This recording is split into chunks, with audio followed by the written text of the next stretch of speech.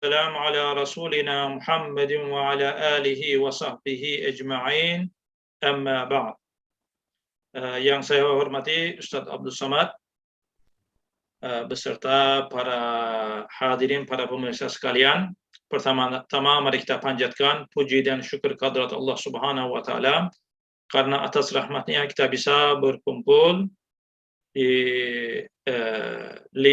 akun YouTube Ustadz Abdul Somad dalam rangka bedah buku Al-Kalimat karya Imam Badiuzzzaman Said Nursi.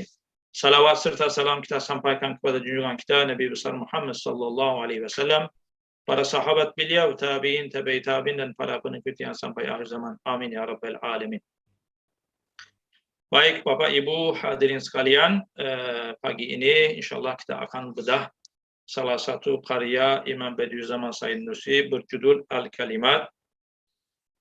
Buku Al-Kalimat ini ditulis oleh Imam Badiuzzzaman Said Nursi mulai pada tahun 1926 sampai 1928, kurang lebih 2 tahun ya, di Barla, di tempat pengasingan Imam Badiuzzzaman Said Nursi. Isinya sangat beragam, dimulai dengan ada 8 cerita yang menguatkan keimanan kita dan membuat kita lebih giat beribadah. Ditambah lagi ada pembahasan tentang Al-Quran, kemujizatan Al-Quran dari berbagai aspek.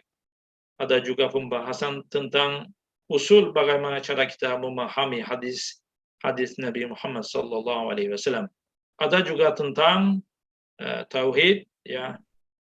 Menurut Imam Badiuzzzaman Said Nursi, kita harus mengkaji alam semesta sebagai kitab nyata, ya, atau ayat-ayat kauniyah. Ada juga tentang ijtihad dan sebagainya. Kurang lebih 1.200 halaman ya, baru beberapa bulan yang lalu dicetak, dan alhamdulillah pada kesempatan ini kita bisa bedah bersama Ustadz Abdul Somad. Alhamdulillah, karena waktunya terbatas, saya tidak panjang lebar pengantarnya ini. Selanjutnya saya serahkan kepada Ustadz Abdul Somad untuk bedah buku Al-Kalimat. Tafadhal Ustaz.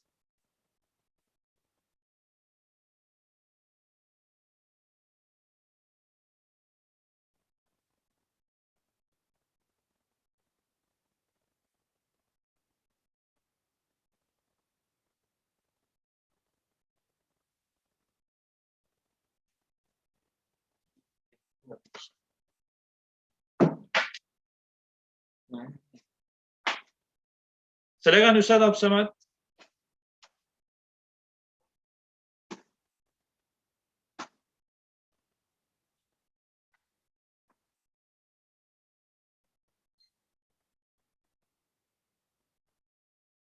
Ustaz Saputra, suara saya kedengaran?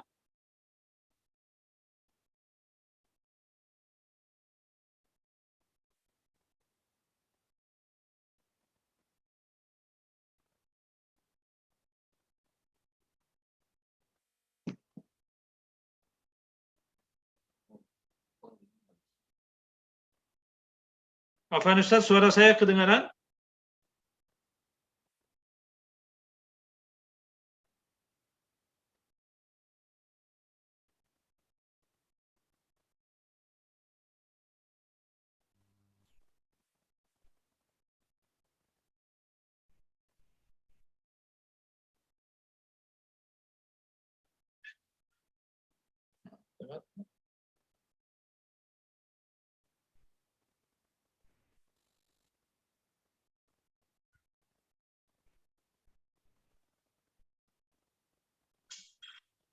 Ustaz Saputra, suara saya kedengaran?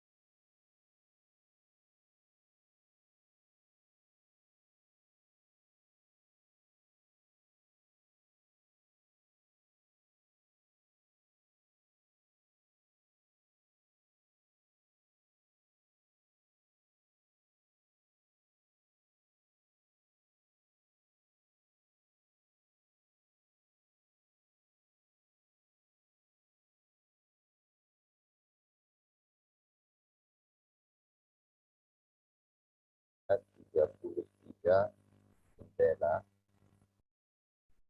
merupakan seolah-olah kita sedang berada di sebuah rumah, melihat keluar, membuka cakrawala berpikir kita, dan mesti membuka jendela-jendela. Sudah jendela sudah beliau gunakan 100 tahun yang lalu, baru digunakan orang zaman modern sebagai jendela Windows, bagaimana komputer multimedia dianggap sebagai jendela. Kita lihat bagaimana penggunaan kata-kata yang dipakai oleh Nabi Zaman Al-Imam merupakan ilham dari Allah Subhanahu wa Ta'ala. Kemudian di akhir kitab ada al-lawami, kilauan cahaya. Jadi ketika orang sampai pada puncak ilmu pengetahuan, dia tidak lagi pikir, lebih buah daripada zikir, yaitu kilauan cahaya. Dan itu tidak diperoleh dari pembacaan. Imam Al-Ghazali, beliau sampai pada puncaknya sak lagi, lalu kemudian setelah muslah baru memperoleh yang disebut dengan ma'rifah, puncak ilmu pengetahuan. Jika orang bertanya, apa yang kau dapatkan dari muslah itu? Beliau nurun yaqdhifullah fi qalbi 'abdi, cahaya yang tembakkan ke dalam hati seorang hamba.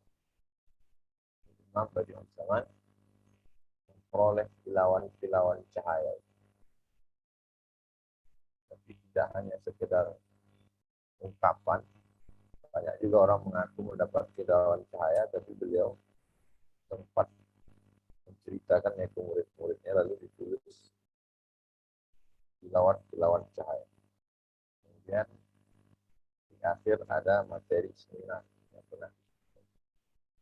Jadi kalau kita lihat secara keseluruhan isi buku, ada 4 kotak, ibarat rumah, ada ruang tamunya, ada tamannya, ada dapurnya, ada lotengnya. Nama kitabnya Al-Kalimat, tapi isinya tadi ada. Itu mengingatkan kembali, ditulis oleh seorang ulama besar, mudah mengingat tahun lahirnya. Saya 73 tahun sebelum itu, 1870. Dalam diri beliau tergabung antara 3 unsur pertanyaan Jibril kepada Nabi. Akidah, fikih, dan tasawuf. Akidah sangat kuat, itu bisa dilihat dari kehidupan beliau yang bisa dibagi 2 pada masa khilafah Islamiyah dan setelah tumbang. Dalam 2 fase kehidupan itu beliau mendapatkan tekanan-tekanan, dan akidahnya cukup kuat untuk menghadapi. Yang kedua, fikih, yang menjelaskan, terlihat bahwa beliau seorang mujtahid, seorang alim. Kemudian pada tasawuf, jelas sekali beliau seorang sufi, tapi bukan sufi yang teoritis, membahas masalah-masalah istilah atau terjebak pada skolastik yang berputar-putar sufi saja. Ini lebih pada sufi harat, pergerakan. Jadi dia bergerak menjadi ilmu pengetahuan, melahirkan murid-murid, organisasi-organisasi, tingkat universitas, al-Zahra, dan sebagainya. Metode yang beliau pakai setiap kalimat pertama kali dibuka dengan ayat. Ini perlu dipilih. Sekarang kalau kita lihat banyak sekali orang menulis dimulai dengan ucapan barat. Saya lihat mahasiswa begitu. Kalimat pertama dimulai dengan ungkapan orientalis. Tidak tahu siapa imam mereka di sekolah kita. Merasa kalau dibuka dengan ucapan orang barat itu sesuatu yang modern, menarik. Beliau hampir semua kalimat itu diawali dengan ayat Quran.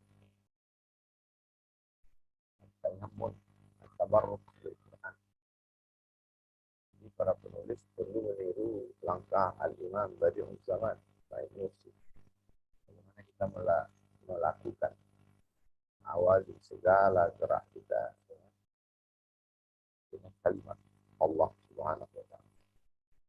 Setelah itu dia mengajak bercerita. Metode bercerita ini adalah metode Quran.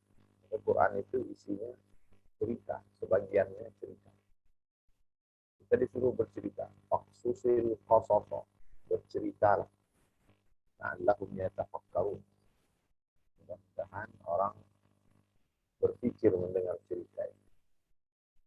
Jika beliau kalimat pertama, Bismillahirrahmanirrahim. Setelah itu beliau bercerita tentang dua orang. Yang satu ini merendahkan diri, dia tidak punya apa-apa. Selalu menyebut penguasa. Saya diperintahkan oleh penguasa. Saya disuruh oleh penguasa. Yang satu lagi sombong, angkuh. Dia selalu memperlihatkan diri, saya.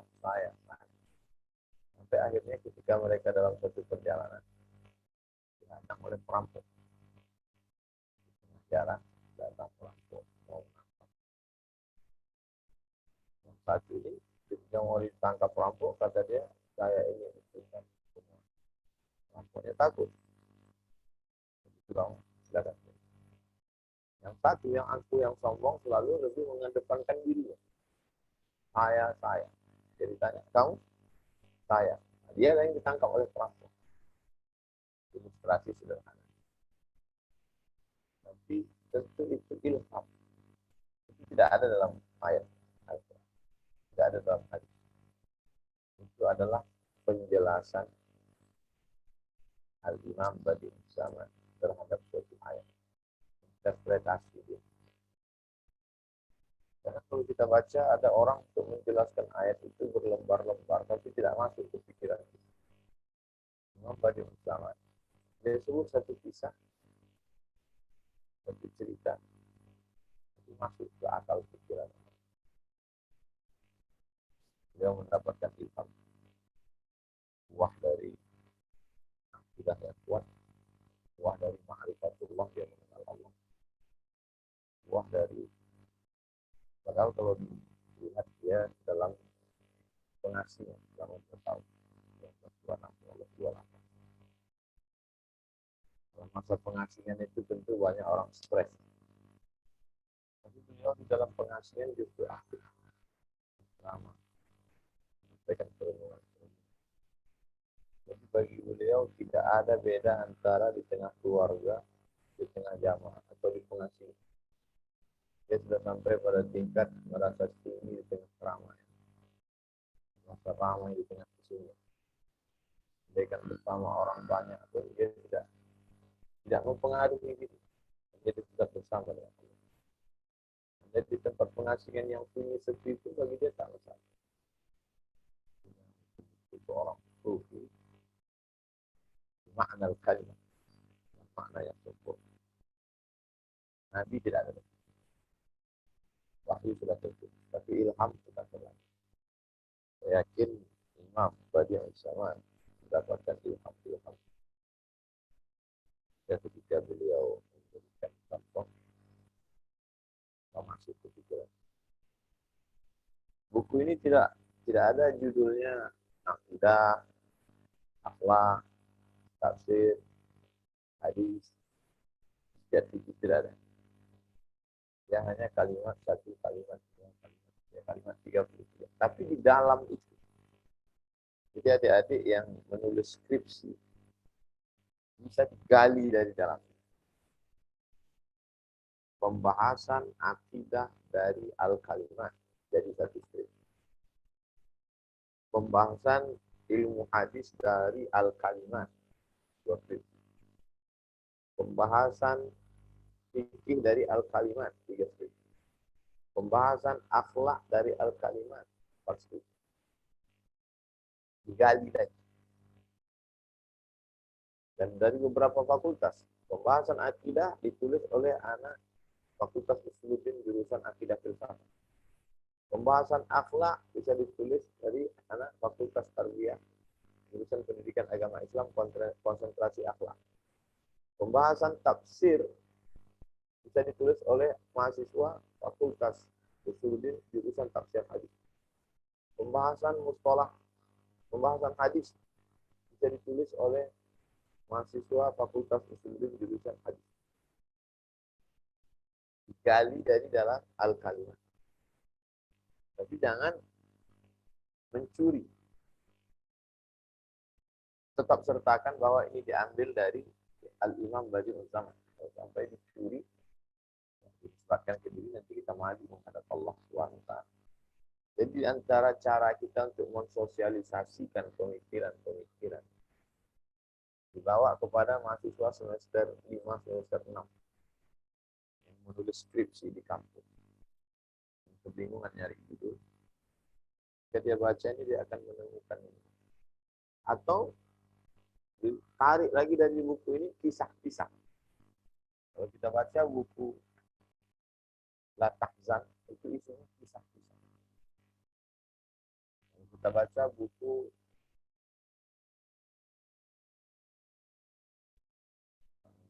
Syekh Mahmud Al-Misri, itu juga isinya kisah-kisah. Saya menerjemahkan buku-bukunya. Semua ada sana. Kemudian juga kalau kita baca buku Akob, Batu Mangkok, Chicken Soup for the Soul. Batu Mangkok, sop ayam untuk jiwa. Jadi kisah-kisah dari buku ini bisa diambil, kisah-kisahnya saja, tanpa dikomentari. Tolong bahasanya lebih disederhanakan, disimpelkan. Saya paham karena saya lama juga menerjemahkan. Kita merasa berdosa kalau sampai ada kata yang hilang.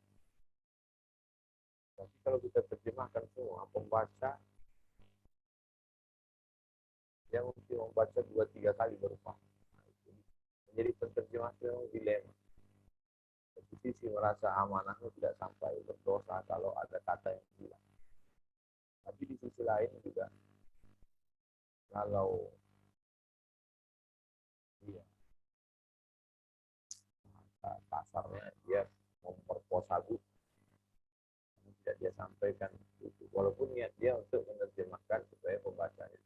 Jadi proses keduanya adalah bisa dengan cara mengambil kisah-kisah ini, jadi tulisannya menjadi buku, tapi tetap menyatakan bahwa ini bersumber dari Al-Kalimat Imam Badi'uz Zaman Said. Kemudian dalam buku ini beliau membahas tentang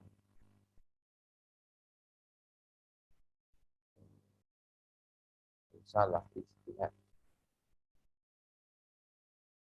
Kita tahu bahwa beliau hidup di zaman tidak seperti kita, mudah untuk mengumpulkan maklumat. Kita mau baca buku tinggal kita download saja. Sedangkan beliau mengandalkan hafalan. Jadi dia masih pada usia menghafal kitab. Kombinasi antara hafalan dengan ilham. Ada teks 6, hafal Quran, hafal Quran, kemudian akalnya yaitu kias.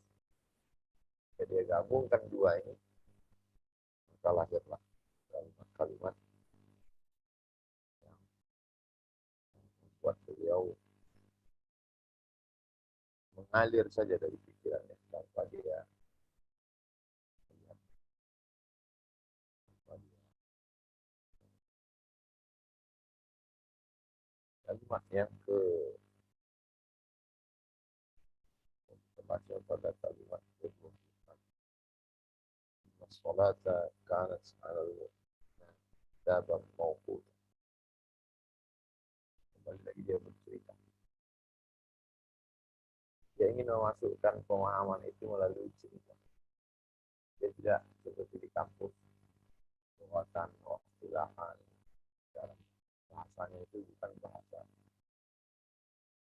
Kita lihat sekarang penceramahnya ada dua. Satu bahasa kampus, bahasa istilah. Satu lagi bahasa tabligh akbar. Dia kombinasi antara dua. Bahasa kampus dia sederhana. Bahasa pengajian ya, buat tulis. Jadi dia jalan tengah. Jadi dosen-dosen yang selama ini kaku, coba baca al-kalimat supaya menyampaikan sesuatu tidak garing, tidak kaku. Penceramah-penceramah yang selama ini Recording in progress. penceramah yang selama ini karena ingin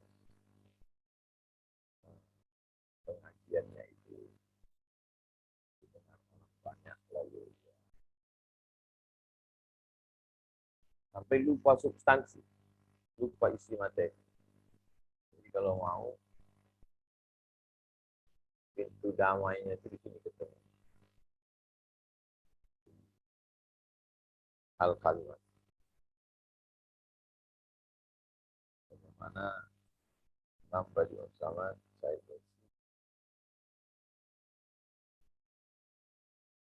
memahami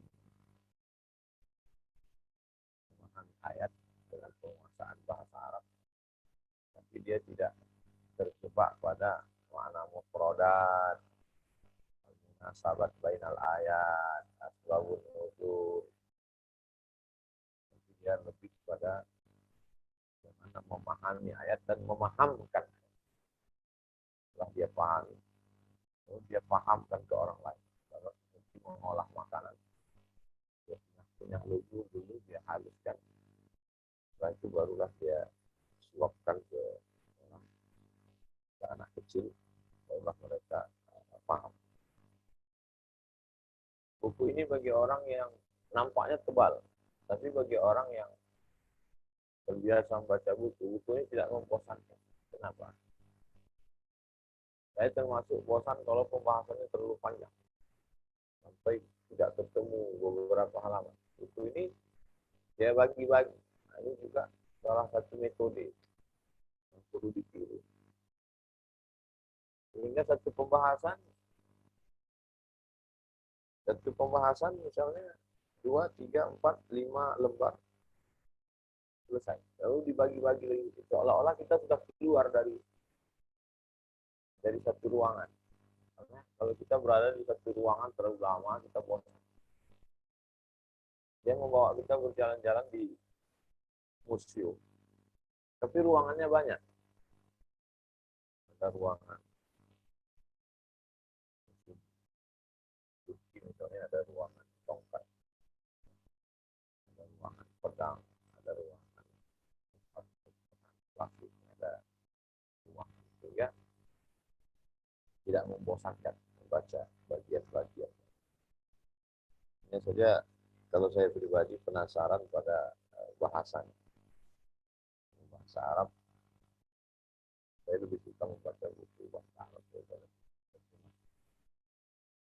saya mengerti waktu. Jadi untuk tahap awal, saya kira buku ini amat baik untuk lebih mengenal pemikiran Imam yang sangat baik. Karena kalau kita tidak mengenal beliau, bagaimana kita bisa menceritakannya pada orang lain? Kita harus kenal beliau, dengan pemikirannya, sejarah hidupnya, bagaimana pergulatan beliau dengan keadaan waktu itu, bisa dia berdamai, batinnya itu bisa dia berdamai. Karena tulisan-tulisannya tidak memperlihatkan kemarahan. Padahal situasinya waktu itu dia marah. Tekanan yang luar biasa. Jadi menunjukkan bahwa dia pikirannya tidak dipengaruhi oleh keadaan. Bisa dia mengasingkan pikiran. Saya tak bisa mengasingkan. Dia terpengaruh dalam ceramah saya. Jamaah bisa menebak bahwa saya sedang gelisah, saya sedang marah. Jauh bisa. Banyak hal yang perlu kita belajar dari Imam. Di kawan-kawan dari Fakultas Psikologi, dia bisa menulis bagian aspek psikologis dan kehidupan pribadi sama saya. Bagaimana beliau ketenangan batinnya dengan pikirnya dan keseimbangan pikir. Kemudian 1960, 1926 dan 22, bukunya hampir 100 tahun diterjemahkan ke berbagai bahasa. Dan kemudian sampai hari ini, sampai ke kita, masih dibaca. Tidak banyak pemikiran-pemikiran. Sebut ajalah beberapa pemikir Indonesia yang dulu hidup terkenal. Setelah meninggal dunia, orang tidak buka buku. Kita jauh dari suci, tapi sampai hari ini barokah ilmu. Tapi sampai itu juga murid-murid beliau, lembaga-lembaga beliau membawa pemikiran ini sehingga nur cahaya dari Imam Badi'us Zaman sampai ke kita. Dan kita berharap kita juga bisa.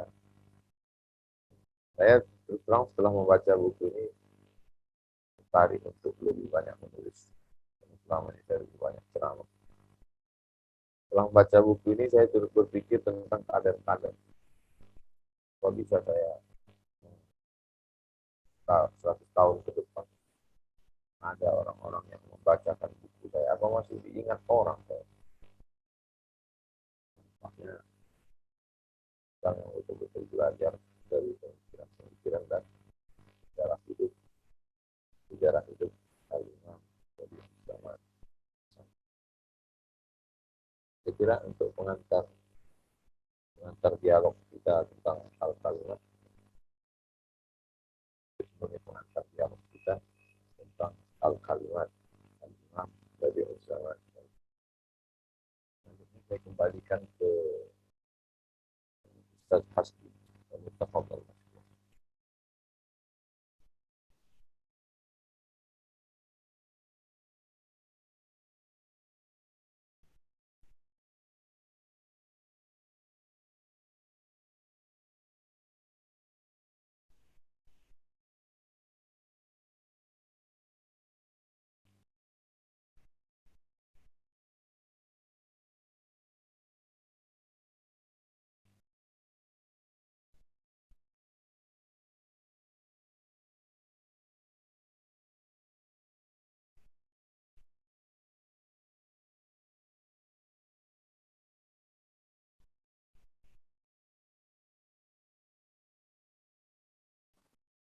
Baik, syukran Ustaz atas materinya yang mencerahkan.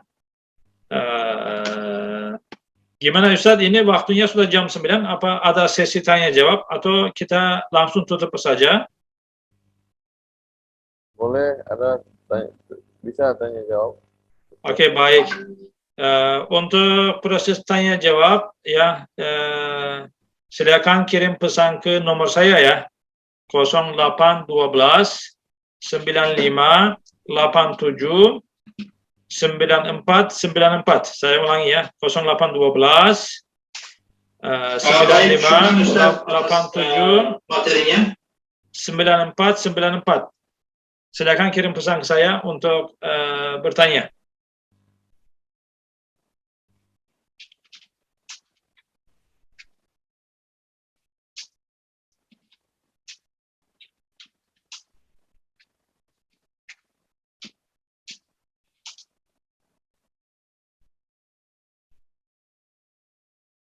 Saya ulangi WA saya 0812 95 87 94 94 bagi yang bertanya, ingin bertanya.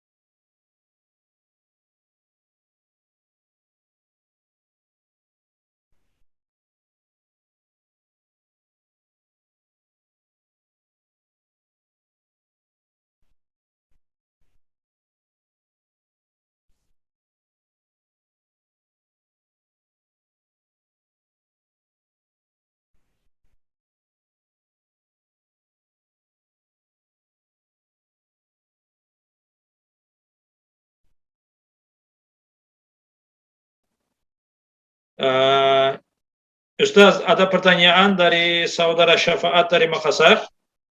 Beliau bertanya, poin apa yang paling berkesan di buku Al-Kalimat yang Ustaz baca? Beliau tanyakan poin apa yang paling berkesan, Ustaz? Poin yang paling berkesan bagaimana menekan emosi. Manusia menyikapi emosi itu 3. Yang pertama, dia terbawa kepada emosi. Yang kedua, dia mampu menekan emosi. Yang ketiga, dia tidak terpengaruh dengan emosi dan bisa mengelola emosi. Jadi Imam Badi'uz Zaman sampai pada level yang ketiga. Yang pertama, terpengaruh dengan emosi. Jadi kalau kita baca ada tulisan-tulisan orang yang emosional, itu kita bisa baca di mana dia hidup dan bagaimana kehidupan dia.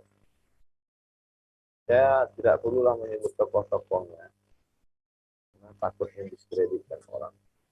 Isinya takfiri, mengkafirkan orang, disebut sebagai dasar-dasar radikal. Karena kalau kita lihat kehidupannya di penjara, dikucilkan. Kemudian yang kedua, orang yang mampu menekan emosi, tapi dia belum mampu menghasilkan apa-apa. Yang ketiga, orang yang mampu menekan emosi, mengendalikan emosi, dan tetap bisa berkarya tanpa ada berpengaruh. Jadi poin secara umum itu yang saya tangkap.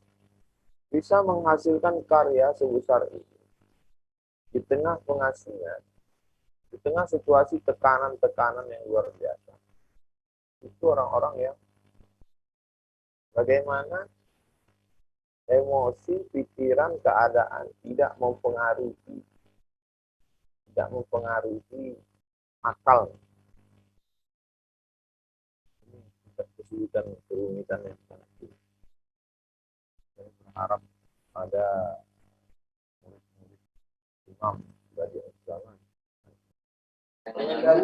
Baik, syukran Ustaz. Ini ada pertanyaan lagi dari Makassar juga, dari saudara Muhammad Reza. Ustaz izin bertanya, apa Al-Kalimat sebuah kitab yang tak mampu ditelan oleh maraknya dan mendunianya zaman teknologi ini? Gimana? Bisa diulang lagi, Ustaz? Apa Al-Kalimat sebuah kitab yang tidak mampu ditelan oleh maraknya dan mendunianya zaman teknologi ini? Maksudnya apakah? Apakah Al-Kalimat sebuah kitab yang tidak mampu ditelan oleh maraknya dan mendunianya zaman teknologi ini? Teknologi itu di luar, teknologi itu sarananya. Tolong kita bedakan antara substansi dengan sarana. Jadi secanggih apapun teknologi, Al-Kalimat tetap berperan. Karena teknologi itu sarana, cara, jalan. Substansinya tetap bisa diamalkan, tetap bisa dicerna orang. Saya ingin membedakan antara teknologi dengan pemikiran. Media sosial, streaming, ini kemajuan teknologi. Itu semakin memudahkan kita. Buku ini bisa dikirim melalui teknologi pos, tapi dengan canggihnya lagi melalui teknologi dalam bentuk PDF. Tapi tidak mempengaruhi isinya. Buku ini bisa dibaca secara bertalaqti, tapi juga bisa kita baca melalui online. Tidak mempengaruhi isinya. Jadi coba bedakan antara sarana, wasilah dengan substansi.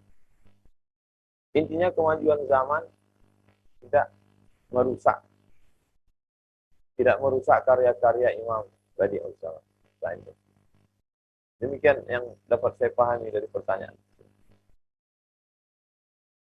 Baik Ustaz, ini ada satu lagi Ustaz, dari saudara Ahmad Agus Salim. Di dalam kitab ini sisi disiplin ilmu apa yang paling tercantum di dalamnya? Apakah tafsir, tasawuf, hadis, tauhid, dan lain-lain? Ada tiga dominasi besar. Tiga dominasi besar yang saling berimbang. Yang pertama tafsir, yang kedua akidah, yang ketiga tasawuf. Kalau mau dipresentasikan itu yang kalau hadisnya di bawah. Hadis, psikologi, metode bercerita itu di bawah. Yang level paling atas kalau dibuat ya seperti piramid, yang level paling atasnya adalah akidah, tafsir, tasawuf. Baru yang di bawah itu hadis, fikih, psikologi, usul fikih, ini di bawah. Jadi yang mendominasi di sini akidah, tafsir, dan tasawuf. Wallahu a'lam. Baik Ustaz, syukran. Maaf, ini ada lagi pertanyaan. Bagaimana tips-tips mengaplikasikan pesan-pesan Al-Kalimat supaya membekas dalam keseharian kita yang sibuk? Supaya kita ingat pesan-pesan ini bukan hanya pada saat buka di Salah Nur.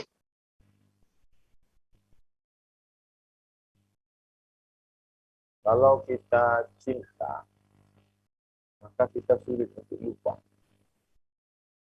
Jadi guru saya dulu, guru waktu di Sanawiyah, sampai sekarang saya ingat, walaupun sudah meninggal. Tapi tidak semua guru begitu. Jadi ada level cinta kita ke guru itu sampai sini. Sampai sini. Jadi kalau kita, walaupun kita tidak kenal dengan Imam Badi'us Zaman, kita kirim Al-Fatihah. Imam Badi'us Zaman, saya Nursi Al-Fatihah. Bismillahirrahmanirrahim.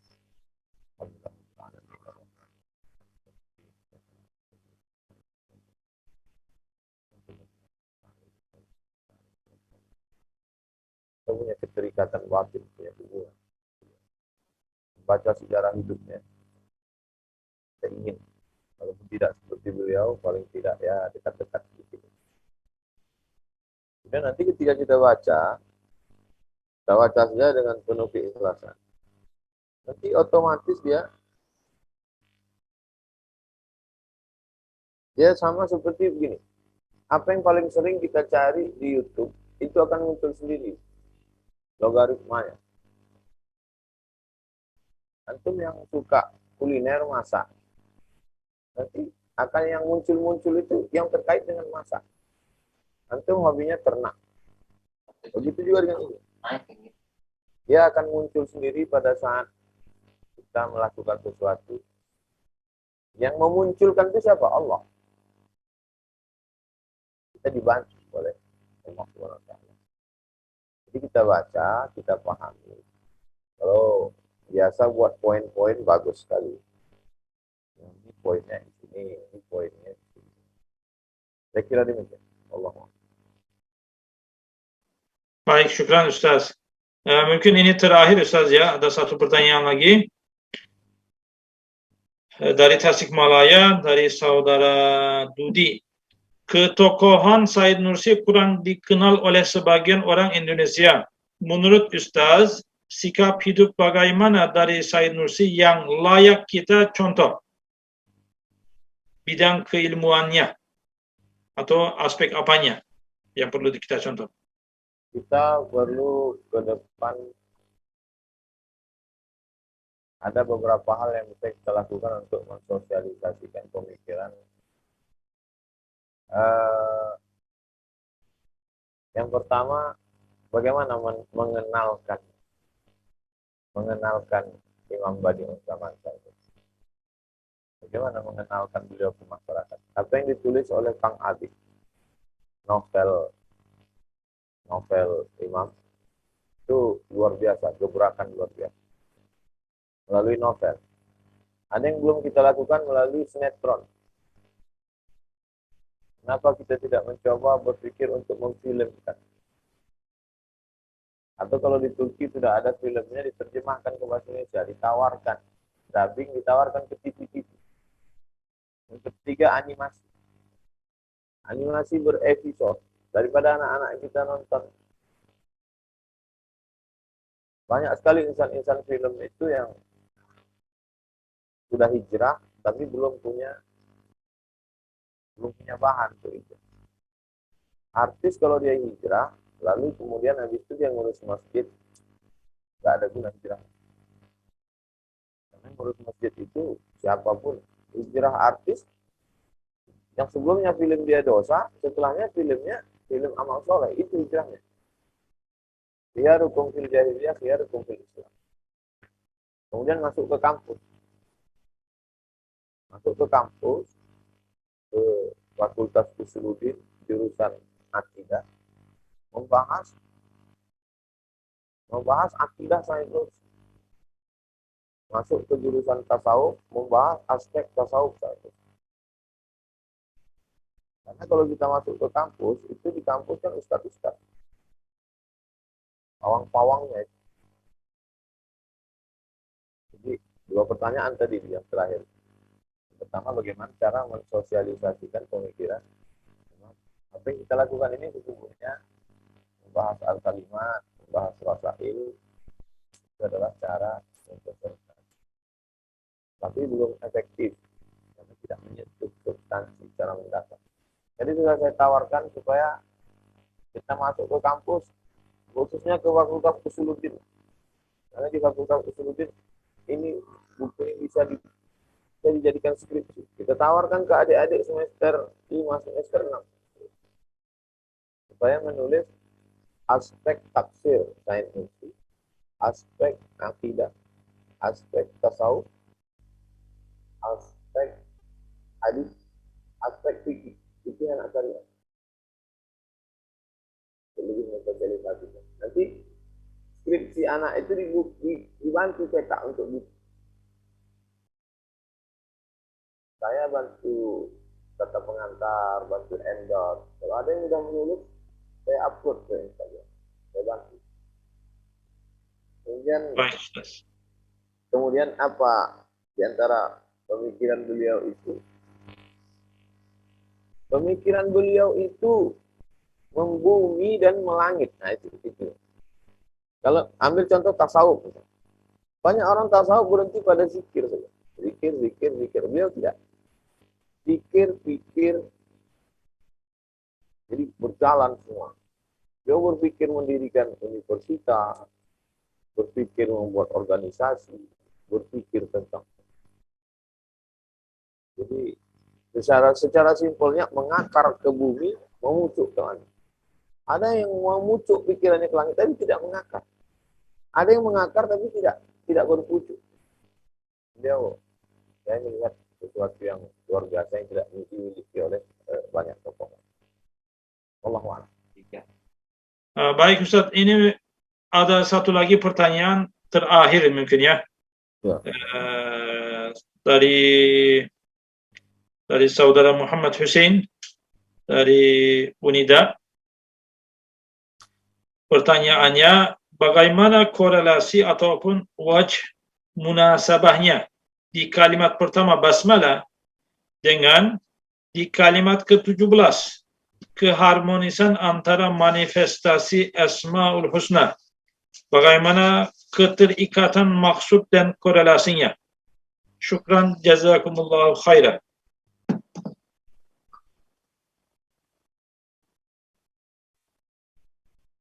Kalau yang pertama itu hanya fokus pada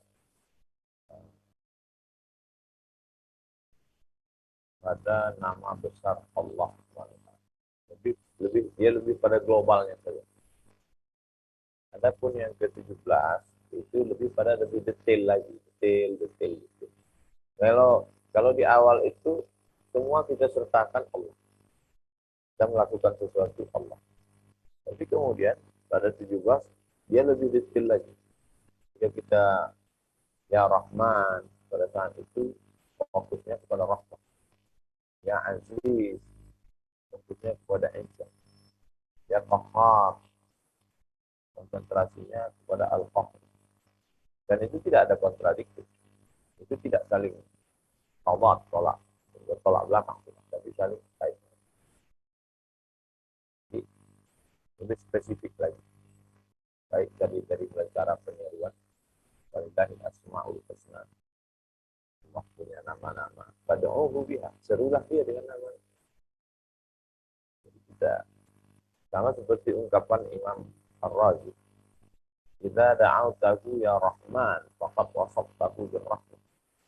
Kau panggil dia ya Rahman, pada saat itu kau sedang mengambil sifat wahai yang pengasih.